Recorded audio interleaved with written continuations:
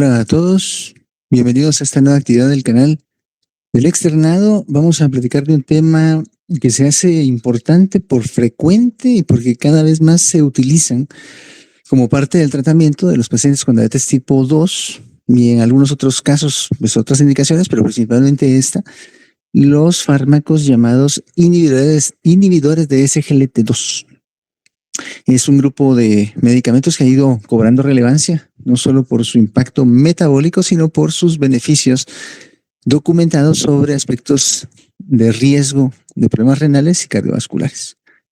No vamos a centrarnos en si tienen o no esos efectos o por qué los tienen, sino básicamente en una de las condiciones que complica o dificulta en bastantes ocasiones su uso, que es el riesgo de que los pacientes que están usando estos medicamentos desarrollen infecciones geniturinarias como un evento adverso o un efecto que pues provoque que se pueda incluso suspender la medicación. Para esto nos vamos a basar en un artículo que se publicó recientemente en el Journal of Clinical Medicine, y en la descripción del video les voy a dejar el enlace para que puedan acceder al artículo y revisarlo más despacio.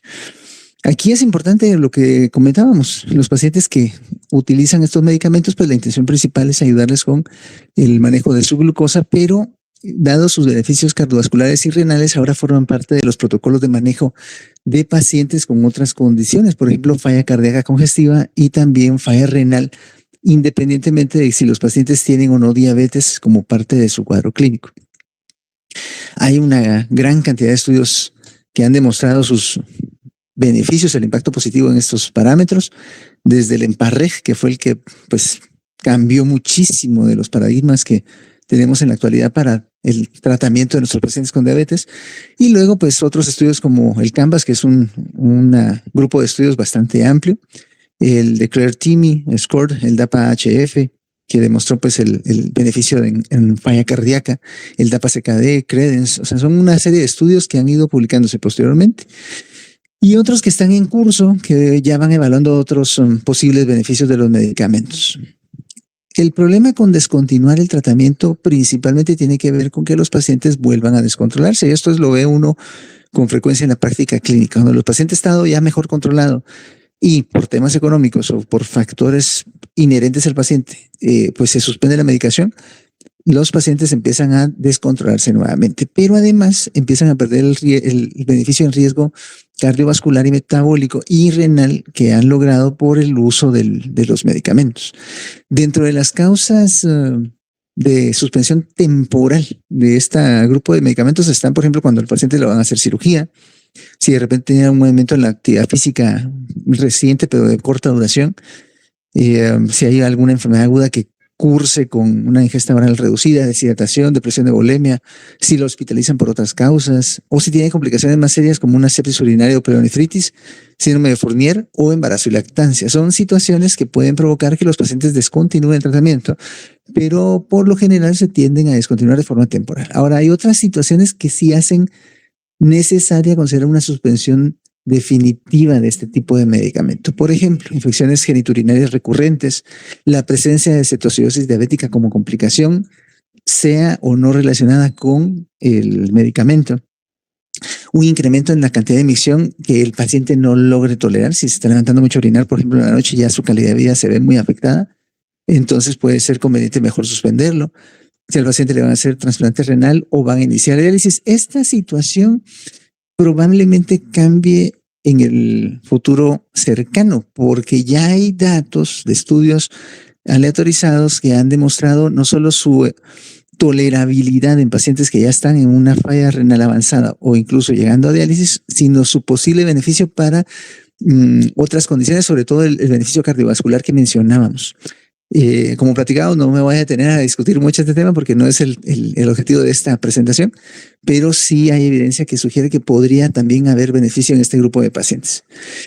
Hay pacientes que se clasifican en inicio como pacientes con diabetes tipo 2, pero que cuando se reevalúa bien su caso, resulta que son pacientes con diabetes tipo 1 que tenían un componente metabólico importante. Entonces, en estos casos también pues, se decide suspender de forma definitiva, o si el paciente tiene hipersensibilidad demostrada a los componentes del medicamento.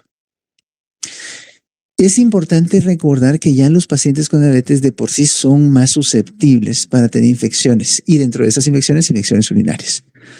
¿Por qué? La principal razón es que el aumento de la concentración de glucosa en la orina pues favorece una serie de cambios en la colonización y en la capacidad de infección que tengan las bacterias que habitualmente provocan este problema. Además de esto, los pacientes con diabetes tipo 2 pueden tener ya respuestas inmunes alteradas, aún con el mejor control posible de su situación metabólica, problemas en la fagocitosis, problemas en la migración de los leucocitos, en la señalización, en la opsonización. O sea, son situaciones que ya se ha demostrado que los pacientes con diabetes tipo 2 tienen.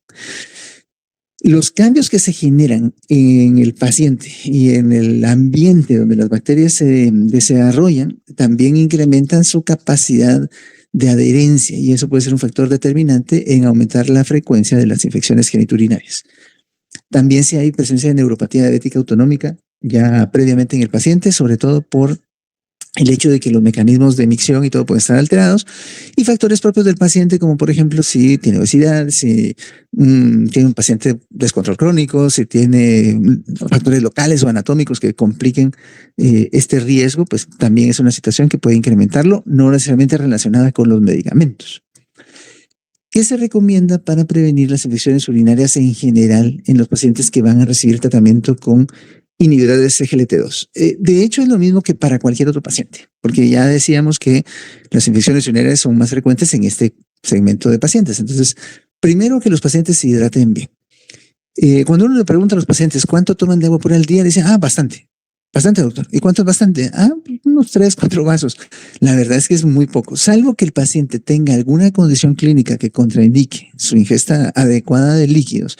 Los pacientes adultos por lo general deben ingerir alrededor de 8 a 10 vasos diarios de agua pura como mínimo y casi nunca lo hacen. Ahora, si uno mejora esto, reduce el riesgo de infecciones urinarias casi hasta en un 50%. Un factor que afecta principalmente a las mujeres es el hecho de no poder tener un baño disponible y tener que estarse aguantando. Pero la recomendación debe ser, pues, no estarse aguantando y vaciar la vejiga de forma regular para evitar la sobrecolonización. También se recomienda orinar antes y después de tener actividad sexual, sobre todo si la actividad sexual fue pues prolongada o un poco intensa. También es un factor importante para reducir el riesgo de infecciones. Consultar en el caso de mujeres, por medidas de contracepción que sean también seguras desde el punto de vista de infecciones urinarias, más que un dispositivo intrauterino, pues buscar otras alternativas. El uso de lubricantes en pacientes que tienen mucha resequedad vaginal, por ejemplo, puede también mejorar la tolerancia o el riesgo de tener infecciones urinarias. Utilizar productos para limpieza que tengan un pH balanceado. Las duchas, pero corporales, también reducen el riesgo de infección. No las duchas vaginales, eso sí, no, por favor, las duchas corporales.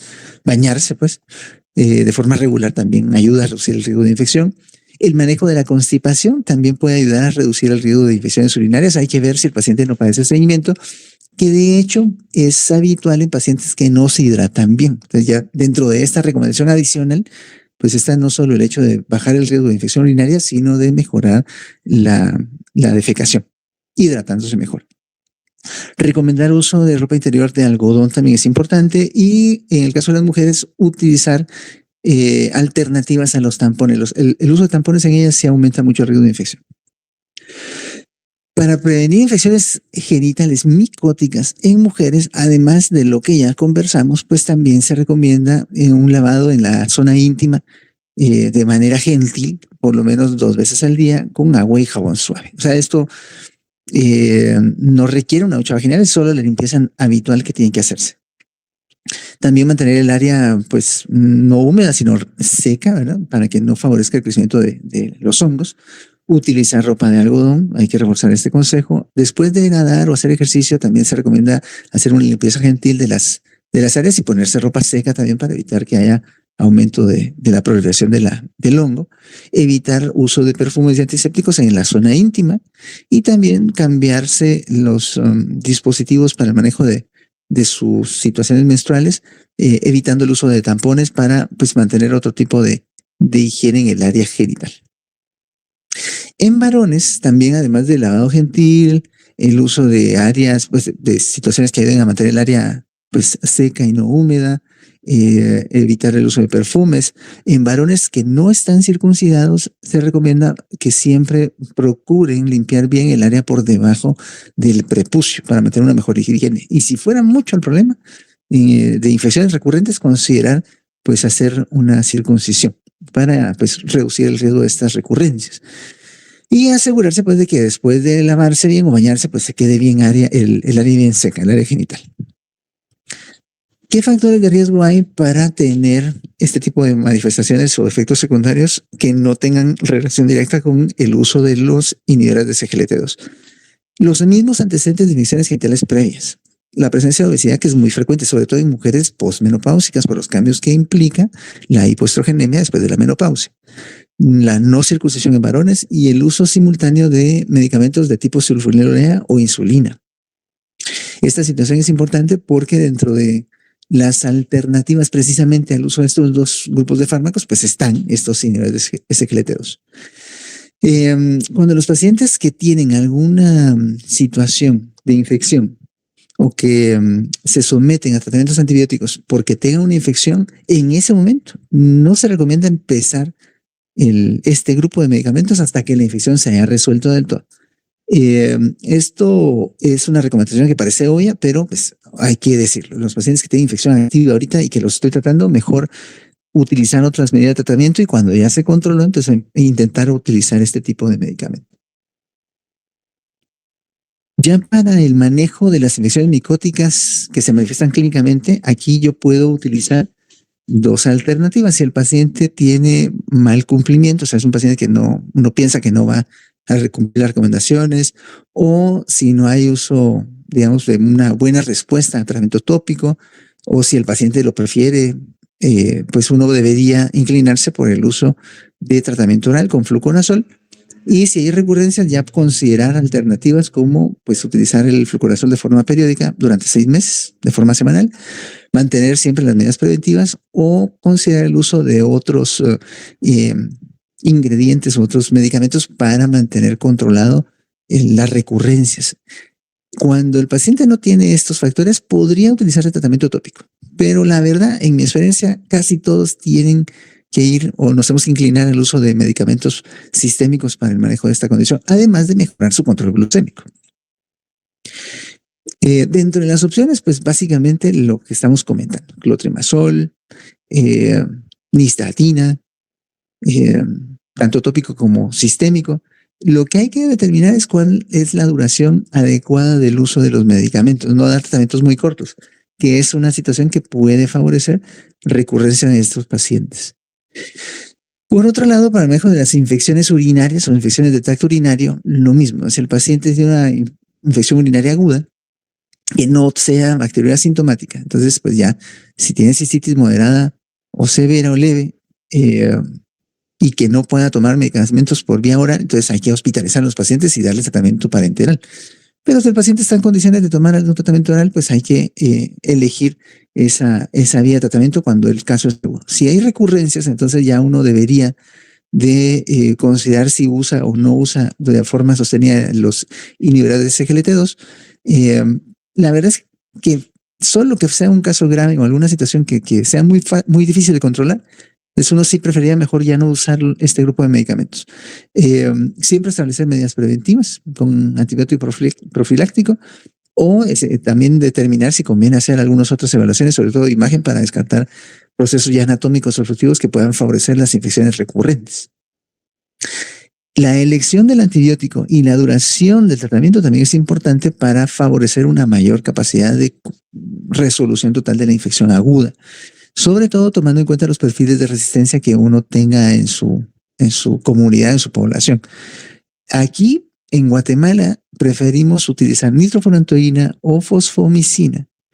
Hay que decir que la fosfomicina pues, tiene como efecto frecuente adverso mucha irritación gástrica, la nitrofurantoína también, pero hay que procurar que los pacientes mantengan el tratamiento por lo menos hasta 7 días. Hay otras alternativas, algunas cefalosporinas, las quinolonas son muy utilizadas, pero la verdad es que, pues para ser honesto, el perfil de resistencia en Guatemala es muy alto para quinolonas, así que hay que tratar de evitarlas. La levofloxacina podría ser una alternativa, sobre todo si hay tema de prostatitis, ahí, si la próstata está involucrada en el proceso infeccioso, Ahí sí podría ser útil por la acción directamente sobre la próstata, la penetración al tejido. Si los casos son recurrentes, entonces uno debería de utilizar ya un periodo de tratamiento más prolongado y considerar también que la duración del tratamiento debe ser más prolongada. Aquí también las sulfas, la trimetoprim sulfa puede ser una opción aceptable en casos que sean resistentes. Ya si el paciente tiene pielonefritis, entonces sí hay que darle tratamiento parenteral con una cefalosporina de tercera generación, en este caso ceftriaxona, o considerar un carbapenémico como ertapenem. Y también la duración del tratamiento debe ser considerada de forma correcta. Ya para ir terminando esta breve presentación, de acuerdo a todo lo que tenemos de información disponible, sobre todo de los efectos favorables que se han observado en estudios controlados de pacientes que tienen infección del tracto urinario o genital micótica, no se recomienda que interrumpamos de manera rutinaria el uso de los inhibidores de SGLT2 cuando se produce algún efecto adverso de esta índole, salvo en casos graves, sobre todo por los beneficios que podemos tener del uso continuado de los medicamentos en pacientes pues diabéticos, que sabemos que sus complicaciones, una de sus complicaciones principales son tanto cardiovasculares como renales, ya que la interrupción de este tipo de tratamiento puede aumentar el riesgo de el perfil de efectos a nivel cardiorrenal, y esto se puede parar incluso en pocas semanas de descontinuar su uso.